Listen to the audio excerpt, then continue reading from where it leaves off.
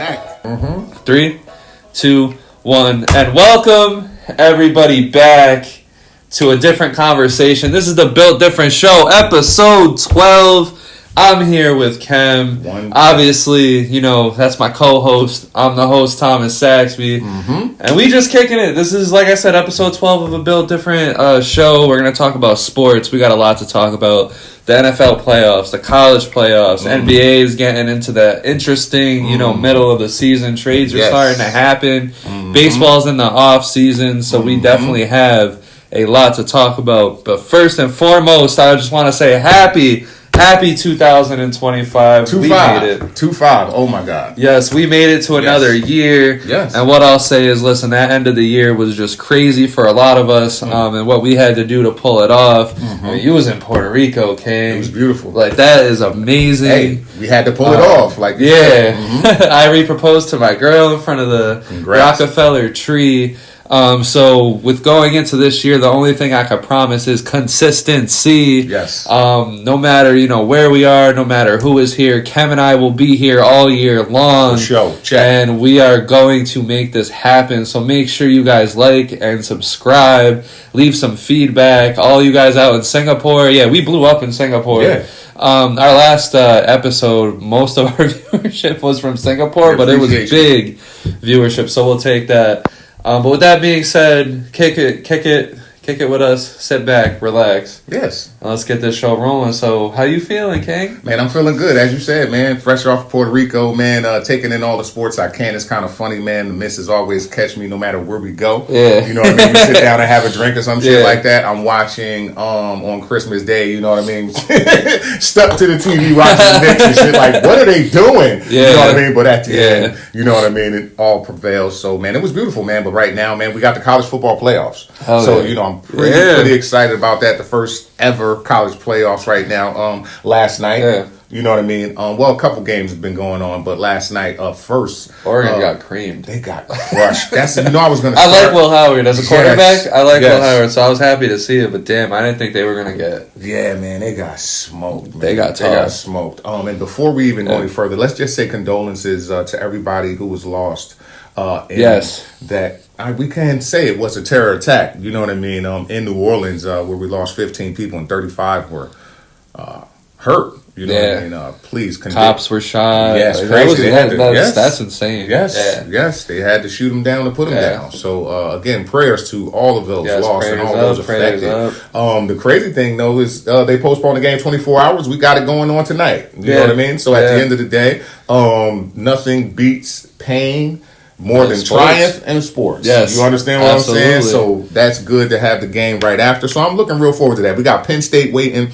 All right, Notre Dame is going to play Georgia. We're going to see how that's going to happen. The Dogs have got a team, they say, that is damn near professional. Okay, only the Ohio State. They've been producing this Eagles defense. So there it is. Keep going. Like we got like 5 of them motherfuckers on our defense right now. Yes, it's crazy. So keep doing it. We'll keep drafting. Keep drafting them. Yeah, man. But that guy had a really good game last night. Arizona State made a game of it. I mean, but it wasn't until really like the fourth quarter where it really got crazy. You know what I mean? But it's great to have. You know what I mean? Again, it's great to have. I love the college football playoffs. Right now. And I think it's good because you know when you were limiting it, you went from just 2 teams to 4. I think you were really limiting the potential because there's a lot of these players that we wouldn't be able to see if it wasn't for this. That's so fire. Tournament. Speaking on the game last night, like he was actually in the Heisman voting, but a lot of people never saw him, and then actually to be able to see him last night and the way that he pursues, Scatterboom, that's his name. Great job, bro. Yeah. He had like 2 points. College football is it's a fun atmosphere right now. Yes. Especially when you get to like the end of the year, end of the tournament. And that celebration is going to be exciting. Yes, man. Because like I said, it's not such an easy 2 games and you're champion, or you're just playing that one intense game. You have to do all this now to get there. So I think it's cool, and I think this is what we've always wanted. I think as sports fans, was college to expand because you got basketball, you got 64 teams. Which is insane. That's so fun to watch because it's 64 fucking teams. And then football, you're over here with 2, 4. So I'm glad we're getting somewhere with that. How do you feel about this whole Jimmy Butler Pat Riley thing. Well, that was awesome. It was good to hear it come out. So, but in all little dysfunction in Miami's franchise for once, right? Yes, a little bit. You know what I mean? It's all. I mean, but in order to keep things tight, it gotta be pressurized. Yeah. You understand what I'm saying? Like in order, so that was bound to happen. But at the end of the day, it's Jimmy Butler. At the end of the day, too. For real. And Pat said what Pat said. Like he's not going anywhere. They're not looking to trade him. But we got until February 6th, I guess, is the trade deadline to actually find out. You know what I'm saying? But they just don't want that shit all out. I mean, if they want to keep Tyler Hero and Bam and move forward with this, I think they should absolutely trade Jimmy Butler. Okay. I think, if you don't and you let him walk in free agency, this team is literally Bam, Tyler Hero, and you're probably competing for the first pick in the draft next season. Right. But I don't think it has to be that way. Eric Spoelstra is a good coach. Right. Bam Adebayo is turning into like a very fantastic number 5 in the league. And Tyler Hero is starting to gain that confidence finally that we've been waiting to see from Tyler Hero. So I think... if Jimmy Butler doesn't want to be there, don't force him to be there. I don't think that it's not that he doesn't want to be there, but I think that just next I think there's finally dissension. Yeah, and next year he gets to do that. And he's 36? Yes, but he gets that second max next year. You know what I mean? Like he gets to exercise that. Yeah, but at the end of the day, when you're the guy like Jimmy Butler is, I think he kind of sees it right now as I don't think the Heat are gonna win a championship in the next few years unless something lucky happens. Like they really bank on a draft pick or they somehow sign somebody, but they don't have the cap room. So this is very limited as to what they can do. And what they were able to do was get to the finals twice, but not come close. They it was like you were close, but you weren't close at all because you got destroyed in the finals both times. Yeah. So I think Jimmy Butler sees this. He's getting older. He's about to be 36. I think... he wants to go win a ring. I think he's made a lot of money. More money than he ever thought he was going to make. More money than anybody thought he was going to make. Because when he came in the league, no one really had too high expectations of him. So I think he's got to go. I think he's going to go. And the Heat should trade him, absolutely. Get what you can for him, man. There'll be a team that's out there desperate. There will be a team out there that's going to look to win this fucking championship. And they will get desperate for him. Okay. And I think the Heat can get a very nice package for him, and they'll be fine. But if that's kind of contradictory, though. But no, he can't be old, but they can get a nice package for him. Well, they can because if a team is looking to win the championship this year, who's the one guy that you're going to want to add amongst all those names? The guy that willed his team to the finals twice. So I think they can get a lot for him if obviously he's healthy at the trade deadline. And that's why I believe that he's probably not going to go anywhere because if other teams feel like that, Miami knows that. Yeah. You understand what I'm saying? And I believe that's why Pat kind of came out and said, like, Jimmy, we're not doing nothing with Jimmy. Well, and that's also a smart move on Pat Riley because he says, I'm not giving up Jimmy Butler. You want to know why? Because that's going to get them more in a trade because other teams are going to have to actually come with legit trade offers if they want them. So they should get their bang for their buck. Yeah. It's just if they keep him and he leaves, it's going to be sour in Miami for a little bit. It is. Because Tyler Hero's going to have to turn into like a 30 points per game scorer, Bam Adebayo. And I don't want to see that. Yeah, and it's not going to be winning basketball. Yeah, it's going to be Jordan Poolish. Yeah, that's the name that I thought of immediately. Let's attack that, right away.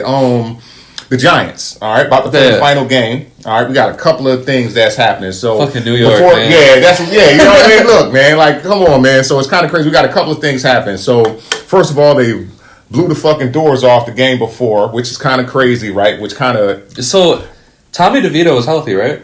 Yes, but he did not play that. This is my opinion. I have one opinion on that. Right? Why, if you're the Giants, we're closing out on the year. Why would you start Drew Lock? Drew Lock ain't a bum. Drew Lock actually he could play. I'm not saying he's a top 20, 25 quarterback, but at the end of the day, he can play. And what is he playing for right now? He's playing for a fucking contract. But remember, this all started, though, when they threw Tommy DeVito in and Malik Neighbors, all of this stuff was happening. So they wanted to make it look like they weren't just diving out for the full rest of the season with 7 games left on the schedule. So with that being said, they kind of still lost, but had some spurts works. Where you know what I mean? Some good moments. Yeah, where this kind of it's game, not a bum team. Like where this game came and they blew the doors off of it when they weren't expected to even win. You know what I mean? And then at the end of the day, now they kind of. You know what I mean? Lost it. You know what I mean? You got Shador. Well, that was my thing. Is like Drew Lock can ball, bro. Yeah, he could. He's had moments where he can give you one game where he balls, and he's sitting all year behind this fucking buffoonery going on, and you finally give him a chance. He's trying to get signed next season, so of course he's about to go over there and have one of the best games in Giants history. Shit, it was wild. Malik Neighbors got crazy. All the rooks, both of the rooks. I think that the Giants, they need a good quarterback, and they just need a veteran wide receiver. Right. I think they're fine. Real quick, where do they go? Where do they get that from? Oh, fuck, man. Well, they already ruined their chances at, like, the top quarterback in the draft. I mean... But I don't think Shador or, like, whoever you want to put there. Like, I have a crazy theory, but this is where they're going to have to get a veteran wide receiver in that room. Okay. Because it's not going to work unless they do. Okay. Upgrade the offensive line a little bit. I think the Giants have upgraded their offensive line. Okay. Upgraded a little bit more. I think you just take a shot at Kirk Cousins at this point. Okay. Now, it's a wild theory. I know he didn't do the best in Atlanta, but we also got to remember that Atlanta's a mess. And the Giants, they do have a good coach in that room at the end of the day, as long as he's still the coach. Next year, they got Malik Neighbors. They got a couple other good young wide receivers. But you pair him with a good veteran wide receiver off of free agency, that defense is already good when they lock in. I think the Giants could be spicy. I think they can do something. Kirk Cousins comes back with some vengeance. So I'm trying to go out the right way. Gets another 4-year, 106. No, we'll give him that. But I think that's what you do. But I honestly, this is very deserved. I mean, the Giants, like, it was the first time we really seen behind the scenes on camera. Was in the beginning of the year when they were giving up Saquon Barkley. Right. I'm sure you guys have all seen the videos of the conversations between the owner, the GM, the president of the team, all that good stuff. Where they're kind of like, if you get rid of Saquon, it's going to leave a bad feeling in my stomach, especially if he goes to the Eagles. Right. And a guy's like, well, why are we going to dump $15 million into a running back? Is that all we're going to be, blah, blah, blah. But you see what happens when you let him walk. Right. Like, you see what happens when Derrick Henry gets back on a good team. I think it's all about the franchise that you play for. And it's not even that too. But bro, we've both been in locker rooms. Yeah. Not even let's talk about something that also happens along with good play. Yeah. There's chemistry. There's energy. Chemistry. Yes, sir. I appreciate it. But real talk, man. We know that's real. You know what I mean? And regardless, sometimes, and right now, I don't care what anybody's trying to say, but Saquon is showing you that how crazy the New York Giants organization was on every single level. Yeah. Do you understand what I'm saying? I mean, on every single level. What he brings to the locker room, what he does on the field, what he looks for the organization. You understand what I'm saying? You would have to be blind to not see the impact that he brings. It's crazy, bro. And you would have to be blind to see that, you didn't have an offensive line. That's why he kept getting hurt. That's why he kept not having the best games. It's just so obvious. He's going to get overworked, too. Yeah. Well, when you're paying Daniel Jones, because like I said, it always goes back to you drafted Daniel Jones and you wanted that random stupid draft pick to work so bad that you literally put the franchise into Daniel Jones, and you cut him that quick. But with Saquon, man, everything that he's done for the Eagles, but it's who he is. It's like you said, it's who he is. Yeah. And if people were dumb to think that this wouldn't work. It's crazy. Because the Eagles have a great offensive line. Yes. And Saquon coming out of college was touted as going to be one of the best running backs ever because of not even his stats alone. He has the build of a very strong running back. I mean, they called them Saquads. Yes.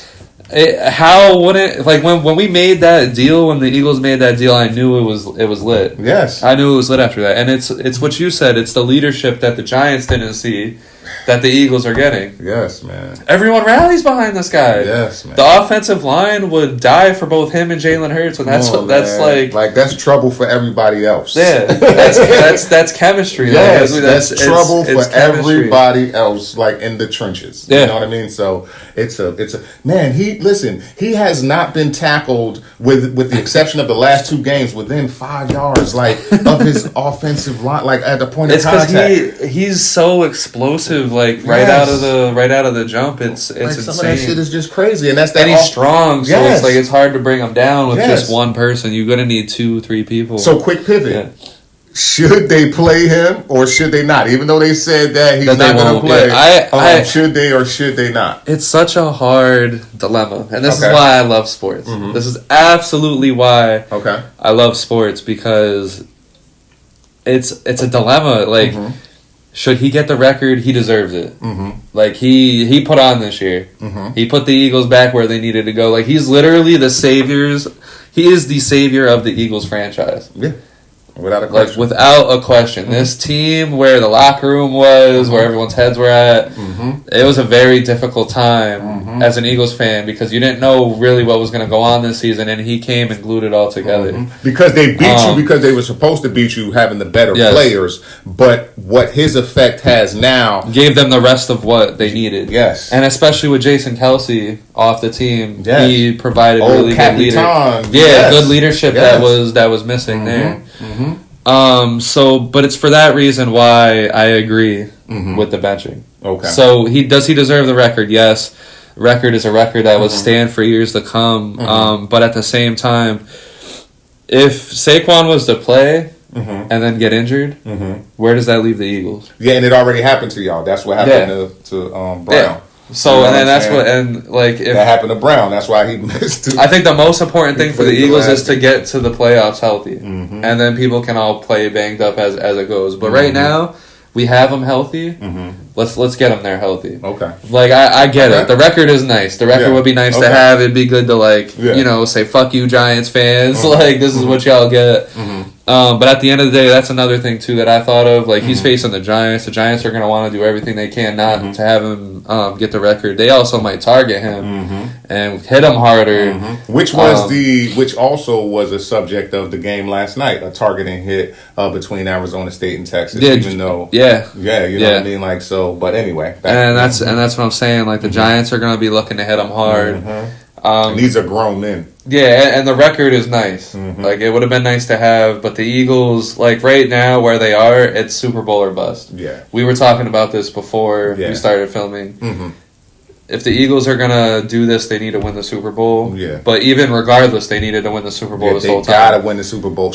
I mean, like, only because there's now let's do the fan / ramifications of the record, right? Now, here's that part. The part of that is that what we've been talking about the whole time is his offensive line also. Now, of course, the offensive line gets the Super Bowl thing champion next to their name, but the other part is that the offensive line gets that record with him. You know what I mean? Like that 2,000 yards. The team. You know what I mean? Like all of that. All of the other things. You know what I mean? That what it would do for that team. Yes. So that's a big record. Yeah, that's a big record. Extra game or not. Yeah, the running backs coach, the offensive line coach, all of those guys get that same thing too, even though they get the Super Bowl thing. Yeah. But that's something individually that they've all collectively worked to get as well. Yeah. So I know that, you know what I mean, like in there, that is a part of it too, but I think that they also are so grown that is exactly your take. You know what I mean? Like, let's just go ahead and get the prize. Let's go get like, fuck all that, because I think that was also the issue the first time against the Chiefs. Yeah.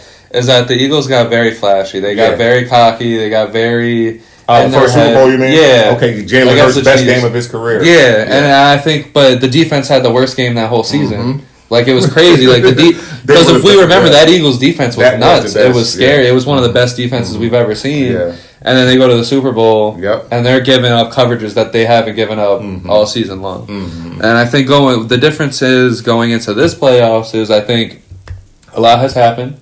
Sirianni's been on his way out, foot out the door a couple of times. Yeah. A.J. Brown and Jalen Hurts have been, doing whatever's going on in that locker room between those two.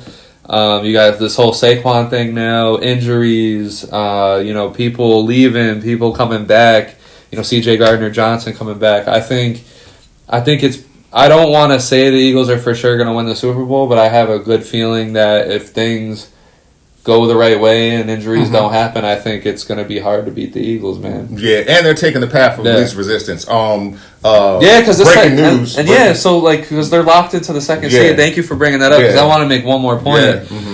Is that with them being locked into the second seed, they don't have to deal with the first seed until the end. The Chiefs aren't playing any. Patrick ain't playing. Carson Wentz is starting this week. You understand? You know what I'm saying? So, your boy, my bad. Yeah, but anyway, Carson is going to be starting this week. So it's the path of least resistance that's going to actually have them in peak performance. Because the third seed isn't the Vikings or the Lions like it should be. Yeah. So and the Lions have to play everybody. They don't have, you know what I mean? If they don't outscore you, you know what I mean? Their defense is so depleted. You know what I'm saying? Absolutely. There isn't anything that they can do right now. But what was the breaking news that you were going to say? I said it in the middle of the thing, though. Okay. Carson Wentz is going to be starting. Oh, yeah. And before we completely move on from football, I fucking love the last week of the NFL season. Yes. We're getting Carson Wentz. Yes. Jimmy Garoppolo. Yes. Kenny Pickett again.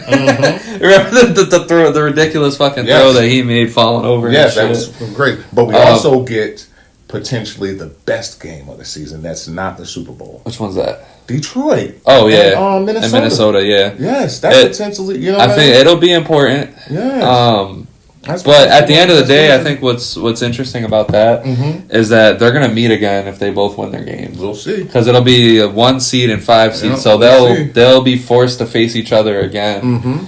So I don't know. That's tough. I think it's tough, and I think the good thing about that is that if the winner has to face the Eagles, the Eagles are going to get a very beat up team that just been through war. So it really could play out well for the Eagles, man. Yeah. And for them to meet Kansas City or Baltimore, or Buffalo, we'll pick when we get there. Though we'll start talking about that when we get there. But anyway, it's beautiful. Yeah, I agree. It's gonna be fun. I think it's gonna be a ride. Yes. So why don't you talk to me about some MLB? MLB, yeah, man. So how we're gonna do this is because Kem is gonna dig deeper into MLB as this next season's going along. Yeah. This is he gets to shine with college football. I get to shine a little bit with baseball.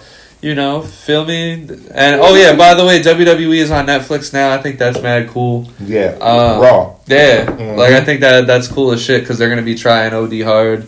So we'll see some cool things there. Different stuff too. Yeah, absolutely. All right, so real quick, man. I got a few things that I do want to pick your brain about. Absolutely. So. The first thing I want to ask you is, how do you feel, because this is what I see when I'm reading things and shit like this, okay? Yeah. How do you feel the Rangers did in this offseason? I feel that the Rangers are a really good team, man. Okay. The Texas Rangers are a team that everybody has to watch out for. You know what's funny is that the year that they won the World Series 2 years ago, I said it at the beginning of the season. I said people got to watch out for them because it's, they got a lot of good players on offense, especially, Corey Seager, Marcus Semien. But they also have all these young guys. Evan Carter, Wyatt Langford, John. They got...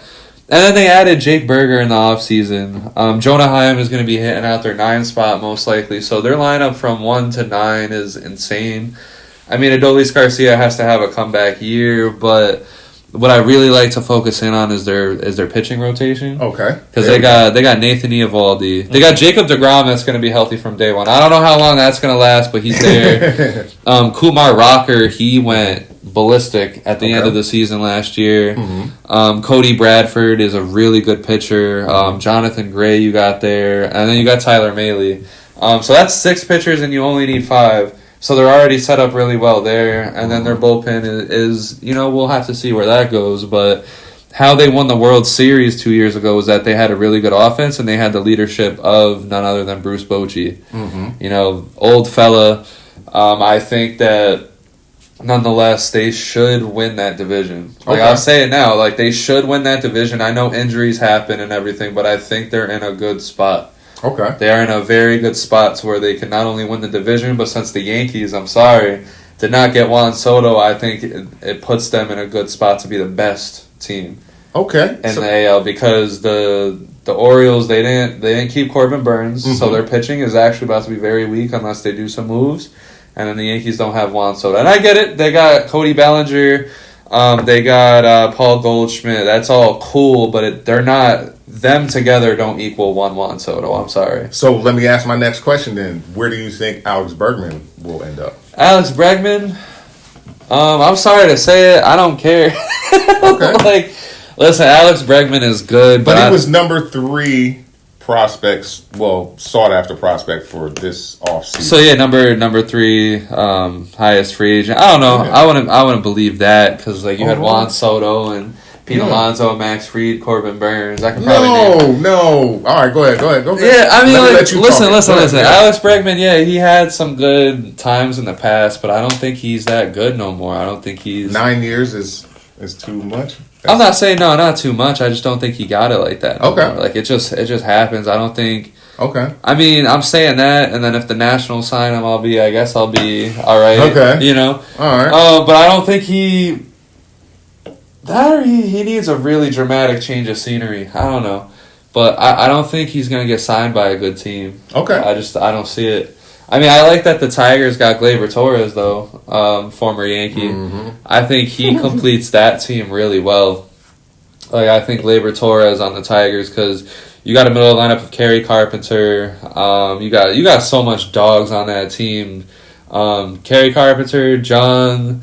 I'm probably missing a lot of people. Spencer Torkelson, if they give him playing time. Mm-hmm. Gleyber Torres in there. It's up and down. It's really good. Riley Green, he's a phenomenal player. And then they got the leadership of A.J. Hinch. Yes. So I think the Tigers are in a position to win the AL Central. Okay. But Alex Bregman... You don't care? I mean, yeah, because I don't think... Unless he goes to, maybe if the Dodgers get him, okay, it'll be impactful. But I don't think they need him. Okay. I don't think the Yankees. They're not going to sign him because he wants a big contract. Maybe the Red Sox. Maybe he would look good in Red Sox red, but maybe. Who cares? Okay. He's just I don't know. I've never seen him on the Astros. I've never seen him as a top 3 player on that team. Got you. Okay, so let me go into my third and final question. Right, so it's kind of layered. I want to kind of walk into it, okay? So with the implementation of the pitch clock, okay, there's actually more eyes on the league. Yeah, thank God. The game. I think they grew baseball grew tremendously last year. Thankfully too for the Dodgers and Yankees World Series. Right. Mm-hmm. But yeah, go ahead. All right. No problem. No, that because it's perftly setting this up, right? Yeah. So what would you say the casual fan would have to look out for in this season of Major League Baseball in order to kind of keep them watching? Because the pitch clock has now brought eyes. Yeah. What are we or the casual fan to look for in this season? I think the most important thing is don't watch the White Sox. Oh wow! Okay. Don't watch any bad teams if you're a casual fan, because the baseball is really rough. Okay. Because with the pitch clock, what has really happened is your pitchers have got to be on their shit, and the teams that are not really that good, they're a disaster when it comes to this whole thing. Mm-hmm. I think you gotta. I think if you really want some entertainment, you gotta watch some Dodgers Padres games. Okay. I think those are going to be spicy this year. I'm really looking forward to it. I agree. Everything that happened in the playoffs with Tatis mocking the crowd. All this hilarious stuff. Yeah. But the casual fan should just sit back and enjoy baseball. Okay. I think the beautiful thing is that there's a lot of talent spread all over the league. I think there's teams like I said, the Orioles, they have a lot of good young players. The Yankees, they still Aaron Judge is still amazing to watch, the home runs that he can hit.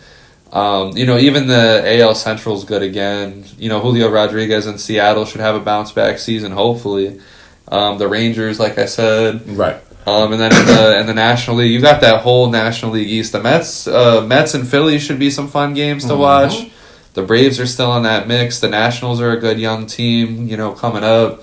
NL Central, not too many exciting things, but Paul Skeens.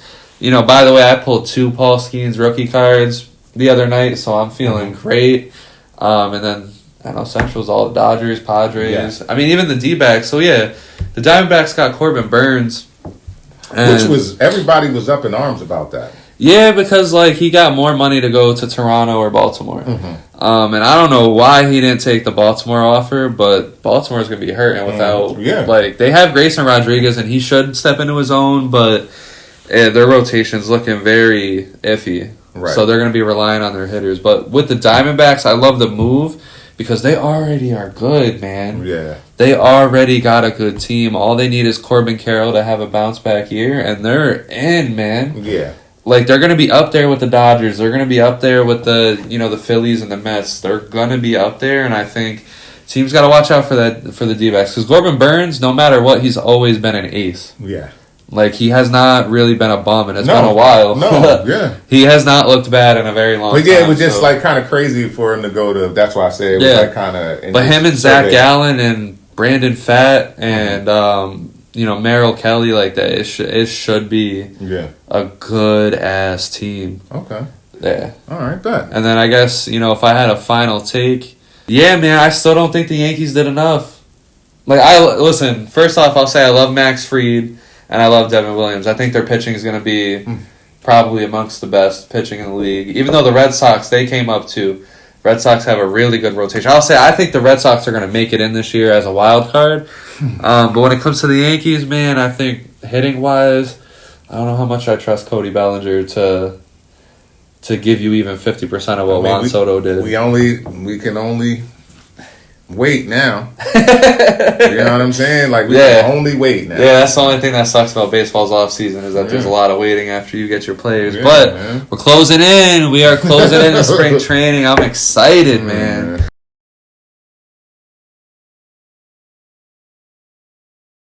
We got some crazy shit going on, but not that crazy. But how do you feel about the Mike Brown firing? How do you feel? I'll let you. You'll let me open up about this. Yeah. Well, I'm kind of tripped out, man, because I'm one of those guys that kind of watched him, and that's why I wanted to ask you first because a lot of my shit is layered as we talk. You know what I mean? And what I wanted to say is I seen him like defend him in the media as well as hold him accountable in the media, right? But I'm kind of wondering how that played off in the back. You know what I mean?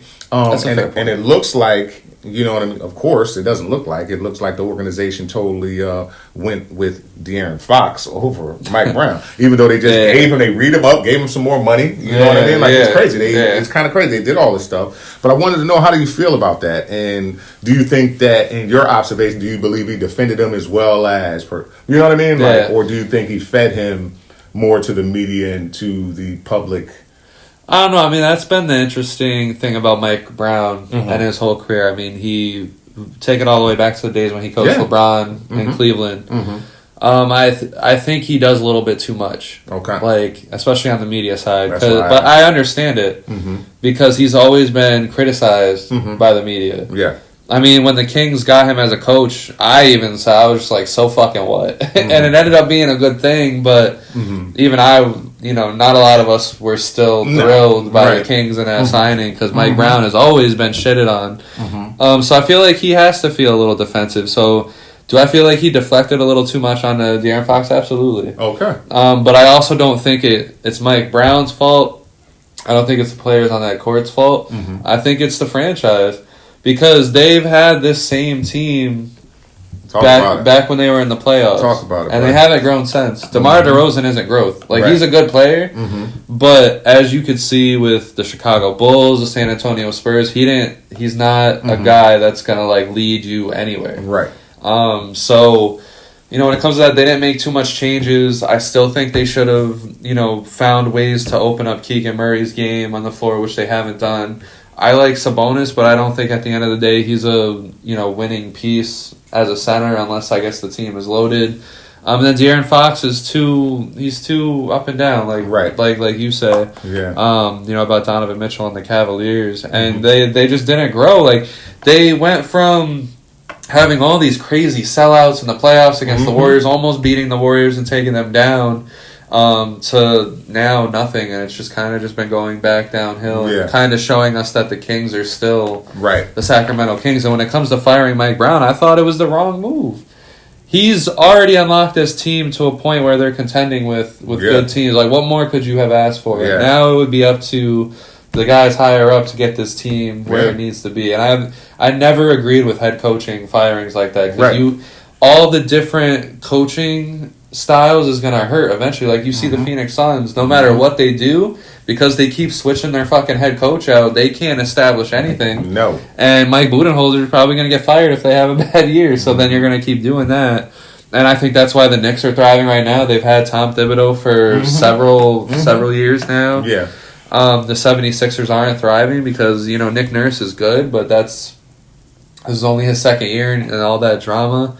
I just don't think firing the head coach was the problem solver here, and they were probably one trade away from being a good team this year. Yeah, and now that's going to push them back. So now it's pushing them all the way. Yeah, that back. was the reason for asking the question, because I do believe that even though you may have players, you do need a culture. You know what I mean? I believe that, and they had it. They had the culture. They had the culture bringer. You know what I mean? The person to hold them accountable. And for me, you know what I mean? I know that we live in a different era where things are like criticized, whether it's on TV, social media, whatever. They're both blended. The point is that like, hey man, accountability is accountability. You know what I'm saying? And not a lot of NBA players have that. You know what I'm saying? Yeah. And you know that if I would say it on the camera, he's obviously would say it to them too. You understand what I'm saying? He's their coach. So you know what I mean? Like what's crazy about it is, like you said, I believe he maximized them to where as though they were a couple of players away. I believe with basketball, it is what it is. There's ebbs and flows. So they might look shitty one month and then the next month they look good. You know what I mean? But what's crazy about it is that you are exactly right about them still being just a couple of pieces away. Because even with getting DeMar DeRozan,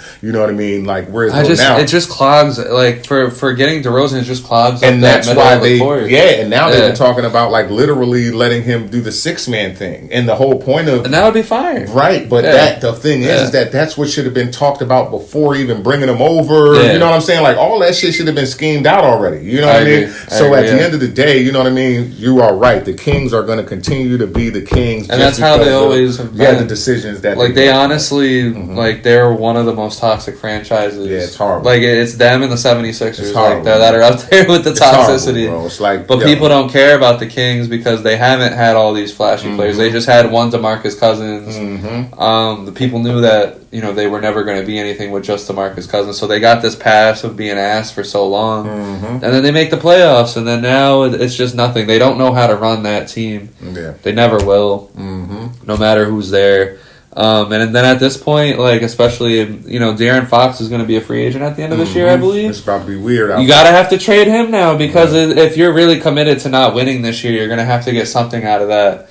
And it's another situation like the Heat. You're going to want to get as much as you can out of that. And you don't know. And then they're only going to have really Keegan Murray and Sabonis. It's not. Like just thinking about that is just...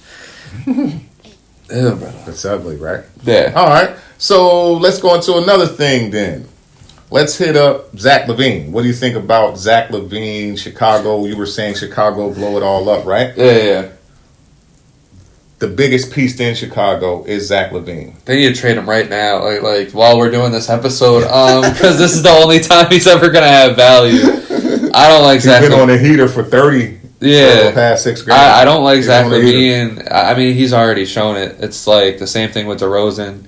Zach Lavine has shown that he can't be a number one. They keep throwing him out there as a number one. I don't even think he can be a successful number two. I think he's got to be a number three. And then he'll be lethal, though. That's the difference. He'd be lethal as a number 3. Hey. I'm glad he's not going to Denver, man. I don't think that's what Denver needs. They was only going to give up Michael Porter and something else, which is okay, but what? So listen, I don't think Zach Lavine, man, he's a fucking wet paper bag on defense. And he shouldn't be, because he's got the build of someone that could play defense. And then on offense, it's either he's hot or he's not.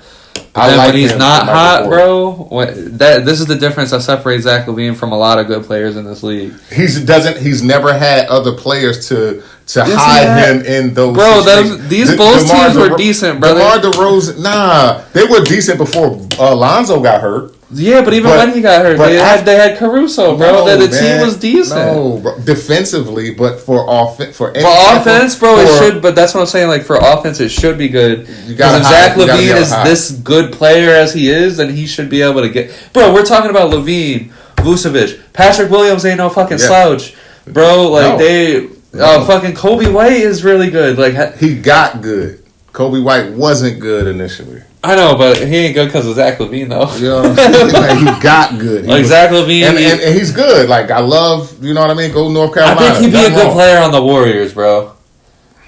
Playing behind Steph. I don't know. Who's that? Yeah.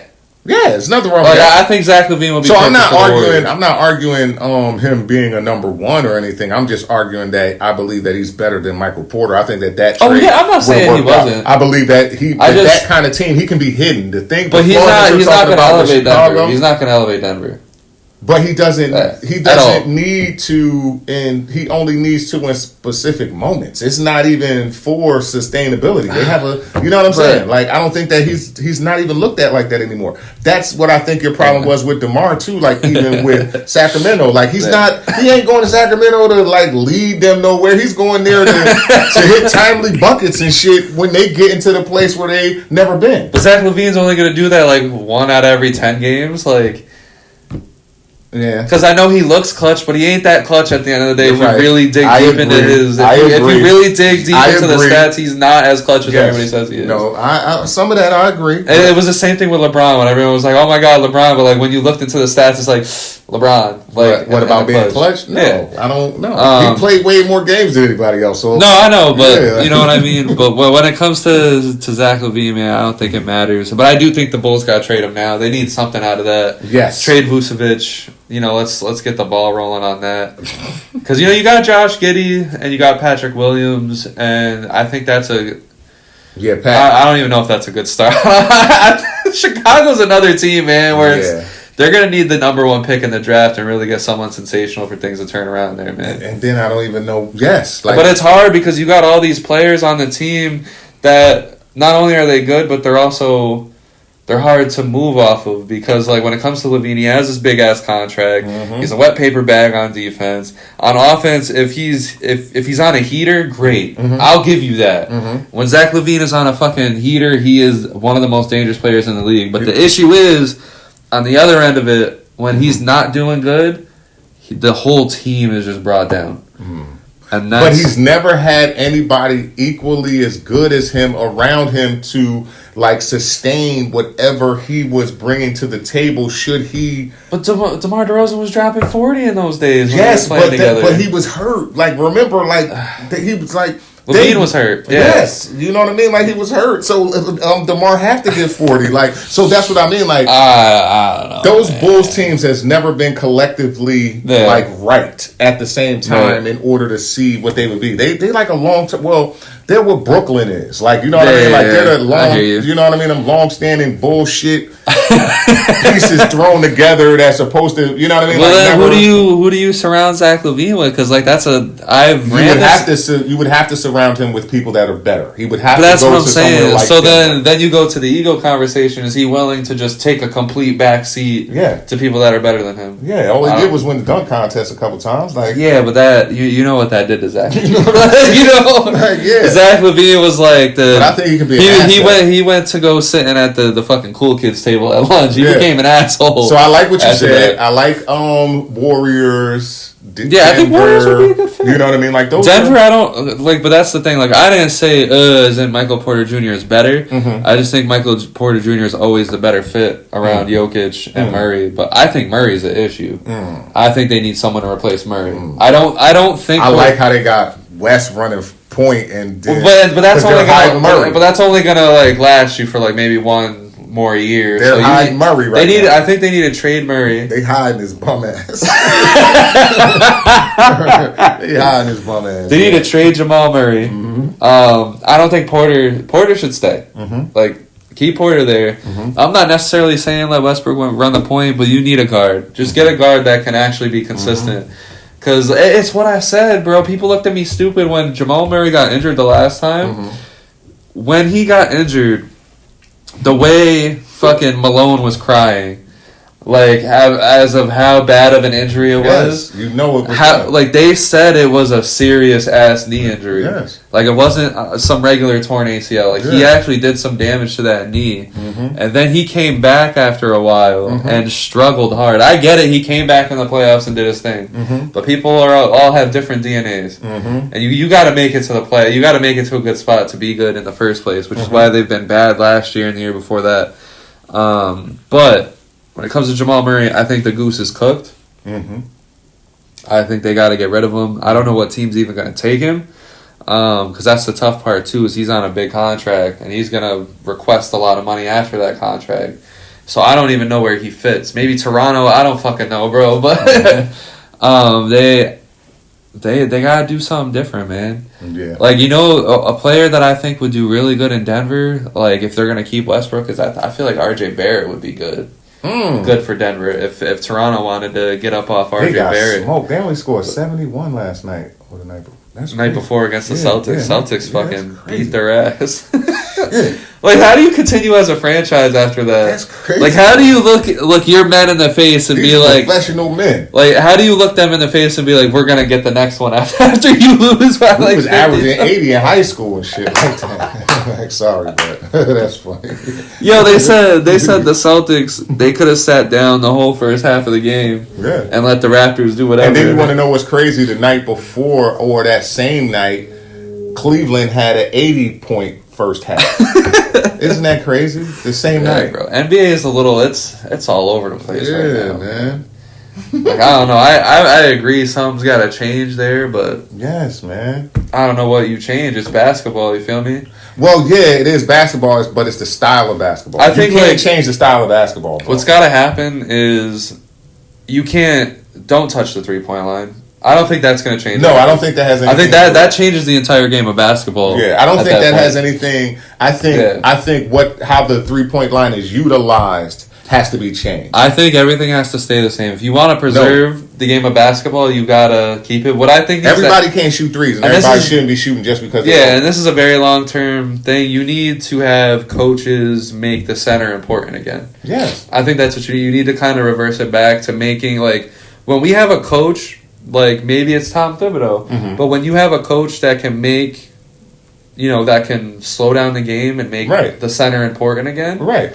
That's what the game needs. Right, because the 3-point shot is a 3-point shot. No matter what, you change it, do whatever. Like, it's still going to impact the game no matter what. People are shooting from fucking half and that's court. why I'm saying you just change how you utilize the 3-point line. So here's the thing: the crazy thing about the way that the game is being played, if you ask me, it's the way that the game has always been played. The only thing that is happening is there's just not a dive happening the majority of times. It may be a stutter, you know what I mean, which takes the defender, which leaves that corner shot open, which was a full cut that somebody was dumping the ball. You understand what I'm saying? Like, it's not like the game is being played any different. It's just the shot that's being taken is a different shot, which is that 3-point shot. I know, but it's just like, because it all is predicated off of creating the mismatch. Well, like, I'm watching Knicks Wizards the other day, right? And I get it. Jalen Brunson scored 55. Ew, that was ugly. But that game was disgusting. Like, I constantly seeing players just run down and just shoot a 3. Yeah, like, centers taking stupid mid-range shots. Like, come on. It's almost as if there's no real, like, and I can see why these coaches are stressing out and sweating because they're getting fired for all the dumb shit that's going on. But they also are allowing it. It's like you said, they're not coaching. They're not coaching it. Remember, so listen, I can tell you something that's really funny before we move on. So I am only 6'2", but I've probably been 6'2" since I was 13. You understand what I'm saying? That was a long time ago. Yes. So my point is that I've always been out of position when playing like basketball until I actually grew like you understand what I'm saying? So initially I was put in as a center. You understand what I'm saying? Always. Even though you could shoot and shit. Yeah, I was a guard. Because you were no matter what. You understand what I'm saying? But it's funny that you have to grow out of that. Where in the NBA, they've all done the same goddamn thing. You understand what I'm saying? You know what I mean? So it's kind of weird that, you know what I mean? Like, their default now is just to shoot these 3-pointers that, take a step. do a pump fake or something, gather and dunk on his dumb ass or something like versus actually taking that shot that is just in the flow of whatever you guys are doing. It's like you actually have to use your basketball brain too. Like it's like they're not using that. You know what I'm saying? And just literally shooting a shot. Wrong. But excuse me, man. I'm sorry, man. No, I had to go on that, bro. That that one burnt me up. You good, man.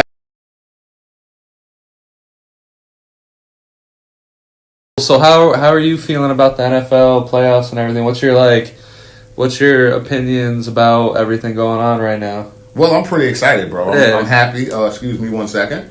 I don't think anything's for sure right now. Nothing's for sure except the Chiefs being the number 1 seed. The Bills in the AFC. So let's go conference for conference. So AFC, we got the Chiefs already locked up the number 1, Bills number 2, and we got the Texans with the number 4. I'll start off with a heavy question. Who do you think's coming out of the AFC? Wow, are we going straight to the top? Let's just go. Listen, even with the Chiefs having the number 1 seed, man, I don't like doing this, but hey, I'm gonna do it. Baltimore. And I agree. Yeah. Listen, I love Lamar Jackson. I think the thing that I loved about Lamar Jackson too, because I've been a big fan of his, like when he was in college. Because even when he was in college, it was, he can't be the best, prospect. Right. And then he won a Heisman, right? Absolutely. Yeah, he wins the fucking Heisman, and still people are criticizing him so heavily that because once he did that, it was but he's not going to make it into the NFL. He gets drafted, and they're like, well, I think he should be a running back or wide receiver. Yeah. Okay, so then he has a good season, a good rookie year, and it's but he won't ever be an MVP in this league. He won't ever be a top quarterback. Okay, so then he wins MVP, and then it was he'll never have playoff success. Then he wins a playoff game, and then it's just but this ain't sustainable. He's gonna get hurt, and now here we are, several years down the line, and he has beaten every single criticism, every single discrepancy, everything, and he's a good passer now. Yeah. That's the difference, is that his passing game has gotten so much better year after year. He's a student of the game. I think they got Derrick Henry healthy into the playoffs. They got a great defense, good coaching. I think the stars are all aligned for them. I don't like the Bills.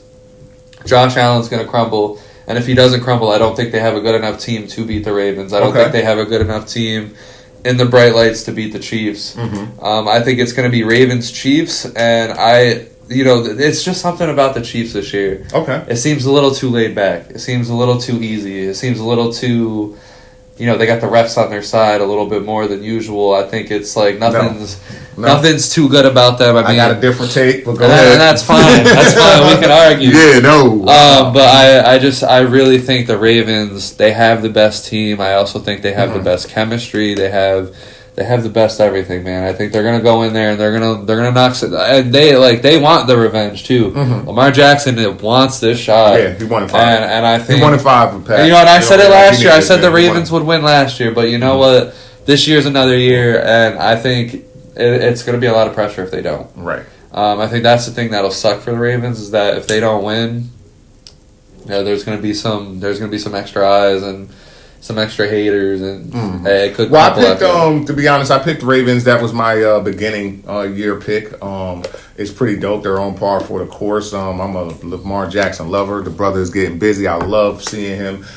Just to kind of piggyback off everything you said, just advance at every level of the position. Yeah. You know what I'm saying? Like right now, I think he has like 49 total touchdowns. Yeah, you know what I'm saying? Like with 3 picks. Do you understand what I'm saying? He's like it's insane. He's about to hit 4,000 yards. He's about to have 1,000 yards rushing. And it's not like it's not like that team is stacked. Like it's not like that team is. It's stacked because of Lamar Jackson. Yeah, and then just what he's doing, man. Like from the pocket, like he's not running unless he has to. You know what I mean? Like what's really dope is, and then when he does run, it like destroys the fuck out of watching the defender literally slow down so that they don't make a misjudgment. You understand what I'm saying? Which is so dope that it's giving him that extra time in the pocket. To throw it, you know what I mean? Like to throw it is, man, he is on a whole nother level right now. Listen, I'm not going to play like Josh Allen isn't as well. This is taking a different. And I don't want to like take anything away from Josh Allen, and I think he's had a phenomenal year. But I like what you said. Your take sums it up, though. His team, you know what I mean? Like, and that's because they got rid of so much. I'm just going to say yes. Yeah. The sum of all parts, that Josh Allen has versus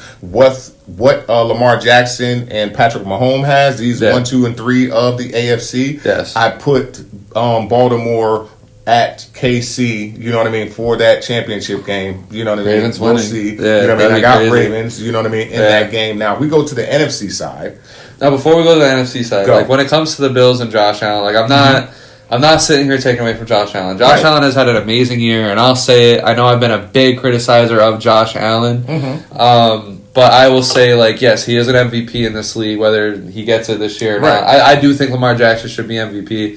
His stats are absolutely insane. But when it comes to Josh Allen, I think he's developed as a good leader this year. I think he's taken a lot of bullshit out of his game, but I still think, when the playoffs hit, and we see it so much, I think he is going to crumble, and I don't think they have the team around him that would necessarily be able to carry. We're not even going to argue that. I'm not even going to... Listen, I wouldn't even... we're not even in the casual sports fan talk right now. They got to know what we're talking about right now. Right now, in all truth, no. He just doesn't... His season was epic. He did everything he needed to, but I believe that as it gets down to what we're getting down to right now, you see the Chiefs, Ravens. Yes, bro. You see the Chiefs. Because the Chiefs, it's kind of like they're just doing this easily. Like they could turn it on to a whole nother level in the playoffs. And they had... The thing that's scary about the Chiefs is that they have all these options at wide receiver. Yes, man. All these options, especially with Hollywood coming back. Yes, bro. Because he wasn't even figuring out how to use Xavier Worthy. They're using him in these. You know what I mean? These scenarios that are like it's crazy. D-Hop, it's fucking insane. And then just before we conclude, the AFC, I think it was really cool that both the Chargers and the Broncos. Well, the Broncos. As we record this, there is a chance that the Broncos won't make it, but I do ultimately think that they'll make it. I think Broncos, Chargers, I think it's really cool that they made the playoffs basically this year. The Chargers are bad though. The Chargers are bad. Like bad in a good way. They bad. Like, but that's the thing is them 2 more years, bro, and it's crazy. And that's the thing with the NFL. The teams that let Harbaugh go and then land on the Chargers, it's crazy because they're another team that gave away everybody, but their coaching is so powerful, and Justin Herbert is such a good quarterback that it doesn't matter what's there, they're going to find their way winning some games. And that's the same thing with the Broncos. You could say what you want about Sean Payton, but at the end of the day, he's a good coach. His game plans is what it is. You leave him in that seat long enough, he will figure it out, and he has. And I think Bo Nix is his guy. I think it's very cool that both the Broncos and the Chargers made it, kind of showing that you got to just put a good guy in front of everybody. And it don't hurt that Just like D'Amico Ryans with the Texans last year. Yes. And it don't hurt Bo Nix played 12 years of college football. You know Shit. That's true. But I think they both have teams that, while they might get knocked out in the first round here, I think that moving forward, they'll be good. Not because they got money to spend. They both got money to spend. And not to be funny though, but for real, a real cool story about Bo Nix. They said during the pro days and shit like that. You know how you visit the teams or whatever. Yeah. Sean Payton gave him a pamphlet of some shit that they wanted him to talk about tomorrow, the next day. Excuse me. You know what I mean? They gave him the pamphlet. Bo Nix came down there and memorized the whole fucking pamphlet. So they knew, you know what I mean, that they were going with He's him. Student of the game, regardless. Man. You understand what I'm saying? So his story is dope. The 12-year shit, I was just being funny, but his story is actually, he really has a really storied, dope career being an Auburn kid, his family being from down there, him trying that out, that not working, then him going to Oregon and shit like that. He got a really good story. And a really smart dude, you know what I'm saying? So they're not to be slept on, man. And then he found his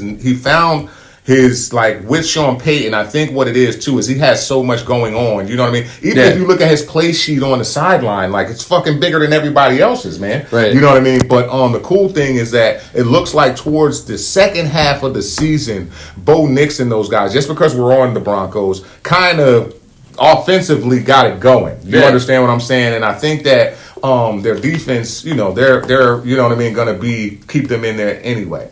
But now, just to quickly kind of pivot, the teams that they're going to be playing, the Chargers, the Texans, knowing that you were saying what you were saying earlier about D'Amico Ryans and that fit, I think that it's the same thing. You got a C.J. Stroud, who is just wise beyond his years. You know what I mean? Yeah. With a coach who actually literally played the game, can slow it down for him and actually tell him, because he's defensive minded, what to kind of look for, even though he's not, you know what I mean, on the offensive side. I think that, the team's kind of caught up to them because they aren't that You know what I mean? That we'll talk about the Texans in a little bit. Yeah, they're not that much. But I agree. Just know that I agree. Yeah, bet. Okay, all right, cool. All right, so let's move to the NFC then. Right now, we only got a couple of teams really locked up. That's the Vikings, the Rams, Commanders, the Bucks. NFC is real interesting, bro. Packers, Eagles. Because no lie, it's just the Lions, Vikings, and Falcons. Commanders are waiting for. And I like that, the Eagles, Vikings, and Lions have separated themselves from the pack. But I don't think it's that open, man. If you look at what the Packers did last year in the playoffs, they've already proven that they can win big, big games. Yeah. They did that last year. Yeah. The Buccaneers, the same thing. Baker's that dude. If they get in, if they win that division and they get in, Baker Mayfield is that dude. The Commanders, it's a cool little team. I don't think they're gonna do much because he said little team. It's young. It's like a young team, but they together. They very well put together. I just don't think they're gonna win a game. And then the Rams, bro, they come with a lot of fucking experience. They won a Super Bowl, bro. They still got Cooper Kupp. I really love their coaches. I love the Rams coach. Yeah. I love the Packers coach. I love the Vikings coach. I think the NFC is gonna produce some really good. Yeah, I like the games. Commanders OC. I just really think, and this is not me being a homer, I do think when it comes to this point right now, I think the Eagles are a mile ahead of this conference. The reason why I say that is, and I get it, the Lions are coming in with similar experience, but the Eagles got to that Super Bowl 2 years ago. And the Lions are banged up. They got kicked down real bad last year, the Eagles did, and I think this year they have sharpened their sword. I think the Lions are banged up, and I don't think Sam Darnold's going to be good under the bright lights. Well, the Eagles imploded. Yes. Okay. They didn't get kicked down. They imploded. I don't know what they did to themselves. Well, but they got imploded, but at the same time, they were getting kicked. Yeah, I don't know what they did to themselves. You know what I mean? After winning 10 straight and then, you know what I mean? You know, I don't know what happened. But the other thing that I will say is, listen, I like what you're saying about them being a mile ahead. But listen, we were also just talking about how close it's going to be with the AFC once we get there. Yeah. I kind of believe the same thing about the NFC. I'm being honest. I want to see the Lions thrive, man. These guys are so well coached. I'm being honest. I love Kevin O'Connell, man. I can't wait to see them and the Rams. How that, you know what I mean? Whatever. If that happens to be, you know what I mean? If that goes how that goes, if the Vikings lose, right?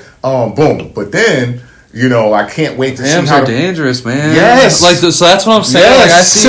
I see the Rams. Buccaneers are dangerous, bro. I see the Packers are dangerous. I see the Rams, and it's like one of those single moms that's been on food stamps for a few years, and she's coming to kick down the door for another year of food stamps, bro. I don't want to see the Rams if I'm any of these teams, right? Because they're playing with house money, bro. They already got their championship. Yes. McVay was supposed to be out of that seat a couple years ago. Stafford was supposed to retire a couple years ago. They just doing it to do it at this point. Yes. Aaron Donald's already gone.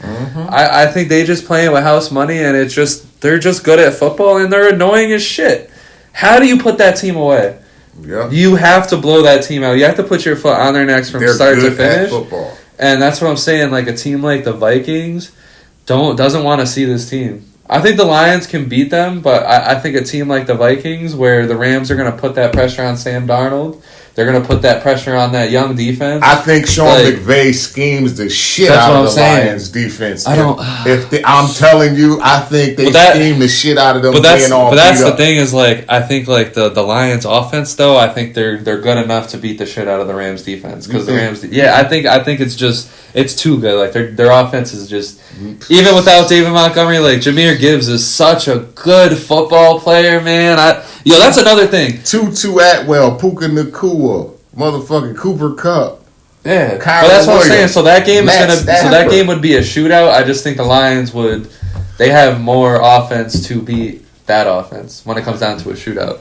Because, listen, man, I this Lions Jared team Goff is would be nasty. shitting in his pants. He'd be telling Dan Campbell, oh, man, this dude is smart. Friggin' Teddy. Yo, man, this dude is smart, man. So it's not an emotional thing now. For real. I would love to see that matchup right there again. Hell yeah.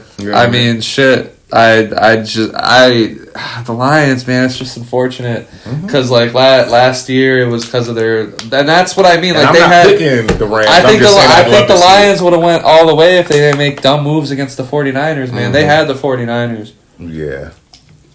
So yeah, it's something to see, man. I can't wait to see. And who do I? And yeah, like I said, I think it's the Eagles. I think we're steamrolling towards an Eagles-Chiefs rematch or Eagles-Ravens. Lions Ravens would be beautiful. Yeah. That'd be a beautiful game. But who do you got ultimately coming out of the NFC? Eagles. Okay, so damn, we agree. Yeah, Eagles. Dang, me and Kem actually agree across the board. Yeah, boy. All right. Yeah, it's a bird. It's a bird bowl. Who's your MVP? Lamar. So, because that's the part that sucks is that Josh Allen's been doing it with like damn near nothing. Like he has a good team. Like I like Keon Coleman and shit, but it's not the weapons that Lamar has had. So that's what makes it difficult because Lamar has had the better year, but Josh Allen has been in ways more valuable. So listen, man. If I actually were to give the award right now, so listen. I'm gonna state a case for everybody, right? So let's start with the low man on the totem pole. Joe Burrow is having an amazing year, being such, even though they're. But if you're, in my eyes, if you don't make the playoffs or you're even in that's that what I was about to say. So let me start. It's unfortunate. That's why I started that way. Yeah, right? Yeah. Boom. Okay. I'll go with that. Boom. Right. So then I would go. Jared Goff. You know what I mean? Listen. You know what I mean? Like it is not to go without saying the season that he is having with the record that they are. And I'll say this too. How long they've not been in the playoff, what they secured last week with scoring a touchdown every fucking time they got the ball. You understand what I'm saying? Like you cannot discount Jared Goff, right? And here's what I'll say real quick to that. And I know this podcast has been built on the back of fucking Jared Goff. Like whatever. I talk about this dude in my sleep. I got his jersey, whatever. I think the way I'll counteract your point as to the Lions, you know, they're a little too beat up, is that Jared Goff is a fucking leader of men. Yeah. Jared Goff has been to the bowl before, and like you said, he's turned around this shitty ass franchise. While he's not the MVP this year, I think, man, it's mesmerizing watching his career unfold, man. Yep, that's why I'm running down the list. I think Jared Goff. I think at the end of the day, people think he's just gonna like fall down and die because everyone has this opinion that Jared Goff is some bum. I think this is going to be the year that he amazes some people, and if he does get the Lions to the Super Bowl, I don't think they're losing. Okay. They'll have way too much momentum to lose the Super Bowl, brother. Okay, we'll see. We'll see. Boom. So now I'll go 3. I'm going to go with your boy, Josh Allen. You are absolutely correct. My boy. You know, no. I'm just saying, like, I'm just going in my list of, you know what I mean? Like, Josh Allen, you are absolutely correct. I believe that he had an amazing year. I believe that he did the best and was the most valuable to like his team. Yeah. You understand what I'm saying? Like because of what he had to do. Keon Coleman, Shakir, you know what I mean? Like these guys got rid of all your weapons. Yeah, basically, you know what I mean? Completely changed the defense. You know, so it's like that goes without saying. He's to be considered. Then I would go Lamar Jackson. Listen, pulling up on that third one, man. He's having an epic year. You already know. We just kind of said it to take before this. Went over the stats, the touchdowns. Interception, all that kind of thing. Great thing. But here is who I would actually choose. I took all that time just to say this. This year, I would choose Saquon Barkley. Literally, I would choose Saquon Barkley because of what we said earlier. The earlier takes that we were talking about earlier where you were saying about how the Eagles, like they nosedived last year, did that 10-7. They went 10 straight, boom, then nosedive after that, boom. 6 straight losses. Yeah, 6 straight losses after 10 straight wins, then the playoff loss. Boom. Then they pick up Saquon Barkley in the offseason, a man on a mission. You understand what I'm saying? And you can see that not only did he add to their winning ways, what he did inside that building with his energy, you know what I'm saying? His consistency, his effort, his spirit. And I hate the way they look at running backs. You know what I'm saying? Like, for me, hands down. And listen, he could have gotten that record. What I didn't say earlier, what I wanted to wait and say because I wanted to give the MVP buffering for him. Yo, bro, he probably actually could have had the record already. In all truth, he actually chose not to run in a couple of games before, notably the one where he was about to break his individual record. Yeah. You know what I mean? And he could have broke every fucking game this season if he wanted to. He was like, nah, let the young boys. He was like, let them eat. You understand what I'm saying? So in all truth, he probably would have broke Eric Dickerson's record. You understand what I'm saying? Yeah. But, you know what I mean? With just his cachet and the way that he played his hand this season. Kind of got me. Yeah, I'm giving it to Saquon Barkley. Because, I mean, like, it's not not like it's, and I don't have a vote. I wish I did. One day we gonna get there. I mean, I like that. I mean, it's just like what he's been able to provide for the Eagles, how strong they've been, how much they rally behind that guy. Bro. I just think, I mean, I agree, but at the same time, we'll go to him with how the voting and all that shit works because we all wanted J.J. Watt to be MVP. We all wanted Adrian Peterson to be MVP. Well, Adrian Peterson was MVP, but and I think and that's a point that I like to make is that what Adrian Peterson provided the Vikings when he won that MVP, I think Saquon provided more to the Eagles. With his, because you're talking about a team that's on the brink of disaster. Add him, and it's back up again. Like we back in town. Like, it looks like it's spring. Yeah, because I thought it was done, man. I thought like things were gonna tear apart, but the team's good enough. So let's move on to 1 minute on the clock. Yes. We're gonna we have topics, and then you get a minute. I get a minute. Make sure we use that minute, and if we feel like it's cap. We're gonna shake the cap a little bit. All right, so first things first. LeBron's 40. Dish out about LeBron for a minute. Go ahead. LeBron being 40, so what? I appreciate him. Listen, man, Lakers, y'all see it back here, man. Come on, man. I can't play with you, man. Laker for life. But man, him being 40, so what? You know what I mean? We need another ring. Okay, him being 40, I appreciate the miles that he put on his body, the years that he has given the game. Him having himself in consideration for GOAT talk. You understand? Yeah. But him being 40 and the Lakers not winning don't mean shit to me. I'm happy that we got rid of D'Angelo Russell. I like the little haul that we got back. I do not mind Shake Milton and Dorian Finley-Smith. Now, the rest of the roster, we still need some work. Austin Reeves has been balling. But this is about LeBron being 40. And this is all that is going on with LeBron being 40. Okay? There's my minute. The rest is up to you. Yeah, man. I mean, I think it's insane. We've never seen it before. Like, this dude's old, and it seems like he can keep going. I mean, obviously, he's taken a dip in his points per games numbers, but he's still averaging some of the best rebounds, assists, shooting percentage that he has in his whole career. But I think at the end of the day, he's not winning games for you guys anymore. Like, he's not... Like, he had a couple of games there where he absolutely took over, showed some shit. But I think ultimately he's more of an issue than he is, actually helping the team win some games. Yes. And I think, at some point the Lakers should move on, but I think you guys are kind of stuck with him because he's achieving all this history. How do you get rid of, one of the best players of all time? How do you? It's a back page for the papers. How do you convince your fans? How do you convince the owner of the team that's making mad money off of him being on the team? To stay, and then like I said, I like the trade for Finney-Smith, kinda. I think he's a defensive player solely. I know he has a good 3-point percentage this year. I know people are advertising him as a scorer. He's not. We saw that 2 points in 20 minutes.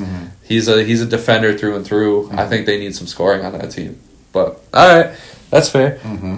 So. Most surprising player. All right, you want me to answer that for you? Yes. All right, the most surprising player this season so far, I got Karl Anthony Towns. Nice. That's why I pulled him up on the team. I love that. Listen, he's getting better as the season is going along, and honestly, and we're gonna dig into it in a little bit. I think it's honestly making the Knicks a championship contender at this point. I still think he has a lack on the defensive end sometimes because sometimes the Knicks, are letting too much shit go on in the paint. Yes. But at the end of the day, he's averaging 25 points a game, damn near 14 rebounds a game, which is the most of his fucking career. He can dish the ball. There's been games where he has had 4, 5, 6 assists. He's only averaging 3.3. But field goal, man, he's averaging 55% from the field, but he's averaging 44% from the 3-point line. That's nice. This guy is gonna be an MVP consideration by the end of the year. I think the Knicks are nasty, but I think he's my most surprising player because, all the people that shit on that trade, all the people that say Cat is soft, and I was one of them, I still think he's a little soft in some aspects. Okay. But I think he's changed who he is and what he cares about. He's changed. He went to the Knicks with an open mind, and it has served him very, very well. Yes, and he's a baller, and we ain't in the practices. Yeah. You know what I mean? We ain't in the workouts or anything. Absolutely. It's just from an observational standpoint what people think. But I love that take. I love it a lot. Yeah. What I would say who I would say my most surprising player for the 2025 season is going to be Cade Cunningham. Okay. All right. He screwed me on a bet last night. Okay. Listen, man. He had 19. I just needed 20. Fire. But here's the thing. You want to hear what's dope about that? I like that he had 19. You counted him for 20 because he's actually averaging 24. 25. Yeah, I was going to go for the 25, but I was like, let me back it up to 20. Yeah, real talk. You know what I mean? And listen, this is on 28 minutes. Yeah. You know what I mean? 28 minutes, not bad. 10 assists, 7 rebounds, a steal, man. A block. And his team already has 14 wins this season, and they only... And also, I don't know if I would say prayers up, but I hope Jaden Ivey comes back from this injury well. Yeah, last night. He's out for the year. Yeah, he got carted off last night. They announced it today. I think it was a broken fibia or something like that. Mm-hmm. Shout out to him. He looked like he was breaking through this year, averaging 17, 4 and 4. Mm-hmm. It's tough because the Pistons, they're that last spot in the play-in. I think they're finally starting to win games. They're starting to figure it out. And they got 14 wins, bro, and they didn't even have 14 wins the whole of last season. So something's up. And a lot of it comes from Cade Cunningham's leadership. Man. So that's a very good shout out. I think Cade Cunningham is a very good player in this league. Just sucks that they lost Jaden Ivey, man. Yeah. So Cavs are 29-4. Why don't you dish? Because you said that they were pretenders. Yeah. What do you mean? I'm last episode still. What do you mean? Yeah. Like come on, bro. Don't play with me. 29-4. Especially, listen. We just went from the NFL where we're talking about how good teams are when we get into the hypercritical situation of the playoffs. Yeah. You understand what I'm saying? I don't give a shit about regular season. That might work for them. Like, oh, listen. Here's the cool thing. Listen, real quick. That record is better than the record than the LeBron-led Cavaliers that won the chip. Yeah. So if we're doing an analytic thing, that's pretty dope. You understand what I'm saying? But come on, man, we still got some things to do. And this is not even the old head OG Unk talk. It's still we just still got some work to do, guys. Uncle Kev. Yeah, like we just got some work to do still. You know. Listen, what I mean? man, Donovan Spider is playing out of his mind. Listen, better than that. The model of consistency has been Evan Mobley. You understand what I'm saying? Like, literally, he has been the model of consistency. But still, man, they got to go through Boston, bro. They still got to... I'm calling it. I got a little bit of cap on this, and this is why. Go ahead. 29-4 is nothing to fuck around with. I mean, they could tank at some point this year, and it'll change our whole thing. But listen, Darius Garland has become a very good... point guard for that team. He's averaging somewhere around 20. I think I pulled it up. Mm-hmm. He's averaging 21-7 on 50% shooting. Like, he's being your prototypical point guard that can score. Yes. Donovan Mitchell, like you said, playing out of his damn mind. Mobley's been super consistent. Jared Allen's giving you good minutes. They got a lot of depth that's been really giving them good minutes. But I think the key thing is that if they're going to breeze through this season, you say regular season doesn't matter. That's fine. But if they lock on down this first seed... For example, if the Celtics are second seed and the Knicks are third, they don't see them until the Eastern Conference Finals. So the Cavs are going to get someone that comes in from the play-in, and then they're going to get the fourth or fifth seed. And I think that's going to build a lot of confidence if they can win those two series. And if the Celtics or Knicks come at them banged up, they have a good chance of getting to the finals. Yeah. This is a team where all they need to do is just get out their heads and just keep playing ball. And if they can continue to prove that as the season goes along, they go in and pick up 2 playoff series wins. They're going to have the confidence to compete, man. I'm telling you, it's a lot. Like I'm not saying they can definitely beat the Knicks. They can definitely beat the Celtics, but you know how it goes. Teams are going to go in injured. We don't know what's really going to be there at the time. But if the Cavs are the number 1 seed and they're not as banged up, I wouldn't count them out. I seriously wouldn't count them out. Yeah, 54 games. No, not 54. 48 games left. Yes. Now, speaking of the Knicks. Yeah. What's your full opinion on it? What 1 minute? We still got our minute here. But what is your exact opinion on the Knicks? Where they are, where they need to be? Right now, I believe they're 6. I believe they're 6. No, they're pretty sure they're 3rd. They're on a 10-game. No. Banger. 5th, maybe. Let's see. Come on, pull it up for us real quick. Bam, there it is. Oh wait, whoops. My bad. All right, come on. But real quick, either way, so without a question, I believe best starting 5 in NBA right now. You understand what I'm saying? They're 3rd. You know what I mean? Boom. So, all right. So, bam, we at number 3. All right. So, 3rd. What's their record? 9-game win streak, 24-10. Okay. 24-10, 20-15. All right. Secure in the number 3, fluctuating between the number 2 with Boston right now. Yes. Right? Bam. So, bam. Even without that, I wanted to go back to what I was saying about the starting 5. So that means they would they're destined to face the Celtics. Yes, without a question. They're locked up right there, right now. Yeah, in the second round. Yeah, they're locked in right now. It's tough. What it looks like though, and I don't got my glasses on. You know what I mean? Yeah. But anyway, bro. Real quick though, listen, best starting five in basketball. 1 through 5, I love. 1 through 4, excuse me. You understand what I'm saying? Like, I love these dudes.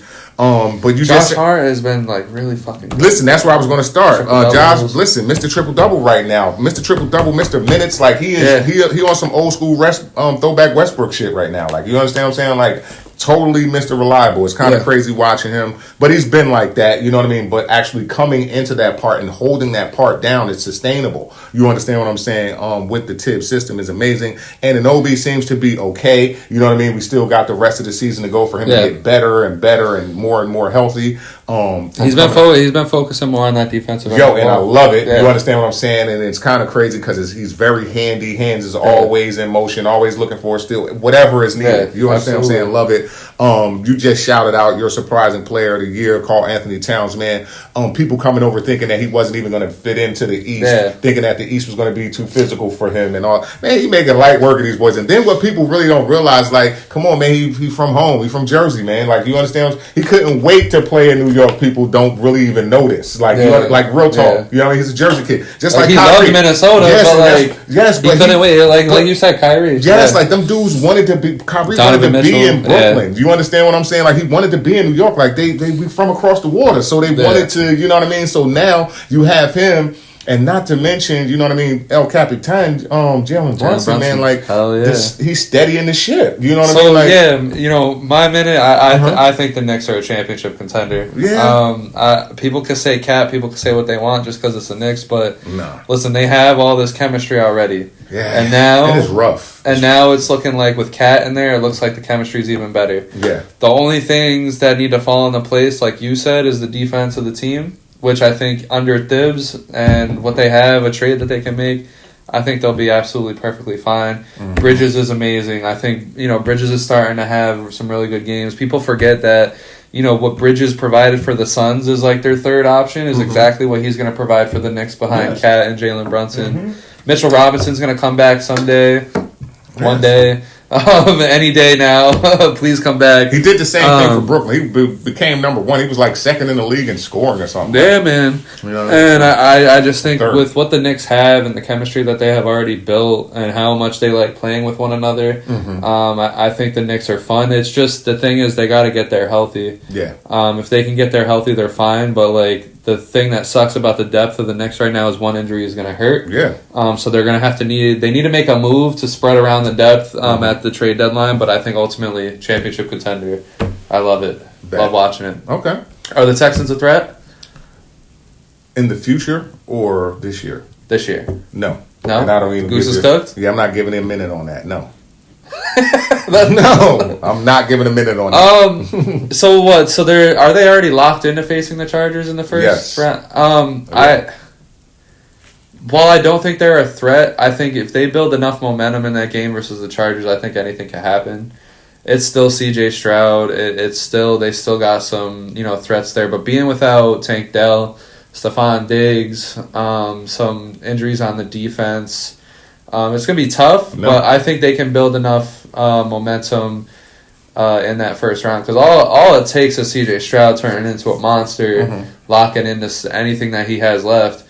But it's just unfortunate, and Tank Dell's another person. He's going to miss all next year with the seriousness of his knee injury. He held on to the ball, though.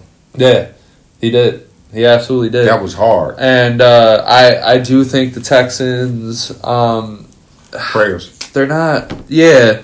It's tough, and it sucks because they were just such a beautiful young team last year. Now, it's kind of like reality's hitting.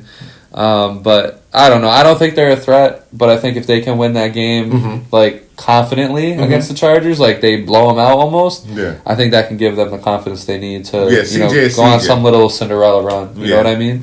But that means that they would have to play Baltimore or one of them. No, I know, but you never know what it's the NFL. You just never fucking know. I mean, Nick Foles willed the Eagles to a Super Bowl, so you just never know. Okay. So you're the GM of the 49ers. What's next? So what's next for me is I am going to make sure that we lock in Christian McCaffrey You still want him? Yes. Okay. We still need Christian McCaffrey. We're going to make sure that we got Kyle in for a contract. Okay. Brock is already there for a minute. We got to make sure that we take care of Kerry. Well, George Kittles and fucking Debo. Kerry. Yeah, you hear me, boy. I went to the Nets again, bro. That was in Jersey, though. But anyway, yes. Those are my priorities. My priorities are the coach, George Kittles, and Debo. Okay. The defensive side of the ball, it seems like it's, you know what I mean? Like that's something that we would, but you need that coach. It's so tough. Yeah, man. That's what I would start there. If I'm the GM, I don't know. It's tough because like you're in such a weird spot right now because Christian McCaffrey has been hurt all year, and like if you were an NFL fan and you paid attention to who McCaffrey was before the 49ers, he was always fucking hurt. So you don't know if this is going to continue or not. I might sound like a bad person, but I'm trading Christian McCaffrey in the offseason. See if I can get anything from that. You know, on draft day when teams are going to give up the most, I think you trade Kittle because I think he's going to eventually start going on this downward slope. He's never performed well in the Super Bowl. You know, see where you go. I mean, Brandon Ayuk, you're locked into a contract with, and he's fucking the big buns. So it's just a tough spot to be in because, like, yeah, you can bring all these guys back and be a threat, but I don't think this is a winning combination. Right. And that's unfortunate because it's a lot of talent. I think you just kind of retool. You retool the next couple of years, move pieces around, and see what you can come up with. But it's a real tough spot to be in. You're the GM of the Browns. What's next? Boom! Literally, it's a bomb. Blow that shit the fuck up. What do you mean? That was a bomb. Blow that shit up, bro. Blow it up. I don't know how we eat the money, that dead money with Deshaun Watson. You know what I mean? I don't know how that money is ate. You know what I mean? I don't know what to do there. But I think that it really needs to listen. But here's a good thing. I want to tell you something because it's the Browns, man. They're going to be right back to being the Browns. But I want to tell you something crazy. I actually like Kevin Stefanski. Oh, I like him. I like their defense. I like everything that they've been able to do. Yo, it's crazy. But I don't know. Like, they are... I just think they fucked up with Deshaun Watson. To where as though they can't even do nothing. They fucked up bad. They're done. Because so if I'm the GM of the Browns, I'm jumping off a bridge. Yeah. I'm sorry to say that. Yeah, okay. But you're in such a tough spot because you have this pressure when you're... I can only imagine. I mean, obviously I'm not in the NFL, but I can imagine that when you're associated with the Browns, there's this pressure because this team's always been ass.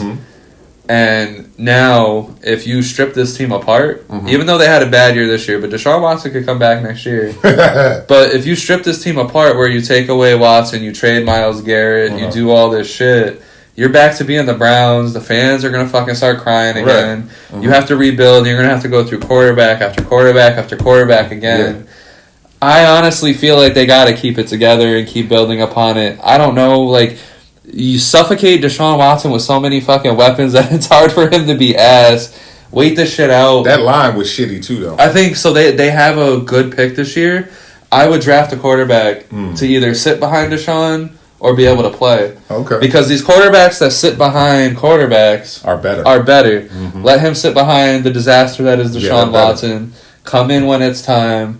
I think that's what I would do. I'm going to draft a quarterback, and I'm just going to let it fly. You know, Chubb could still, return to form. He's still getting his feet back under him.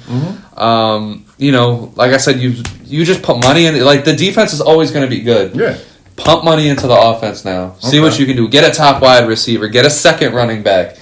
Get that offensive line good. Draft a quarterback. I think focus on that offense. Let the defense be sensational. But still, I'm still jumping off a bridge if I'm the Browns. All right, so who's your number one draft pick for the NFL this season? I'll let you go. Because, like, it's...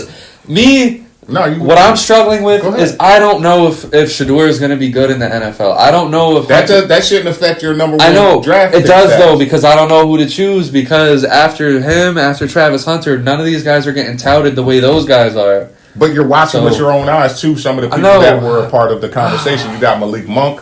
Yeah. I mean, damn, I said Malik. Jesus Christ. Sacramento must going to do good. Don't put in the parlay. Maybe take a straight up scoring bet for Malik Monk today because I've shouted him out twice for no reason. I'm about to do it. Straight up. 30 plus. But To be honest with you, though, the young boy I love down in Florida, there's a couple of them, man. Like you saw Scatterboo last night. It's really about who would you actually be your number one draft pick. So I'll give you mine. I would actually go with Travis Hunter first. You understand what I'm saying? But why? Why? Because I would actually, now I was prepared for this. Fine. Good. I would actually love to play him full time on defense. Okay. And give him about 15 plays on offense.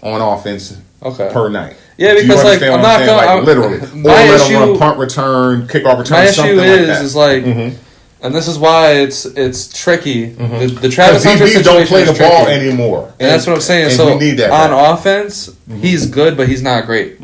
On defense, he's good, but he's not great. So he's just great on defense, though. You don't think so? I think, but I like your point. The ball. I like your point. If you put him on defense solely, I think he will be a phenomenal defender. But some team, like, if he goes to the wrong team, this is going to get fucked. Right. So, I don't know. I just, it's tough because do you put him more on offense? Do you put him more on defense? Do you still let him do both? Like, do you preserve him and only put him on one side of the ball?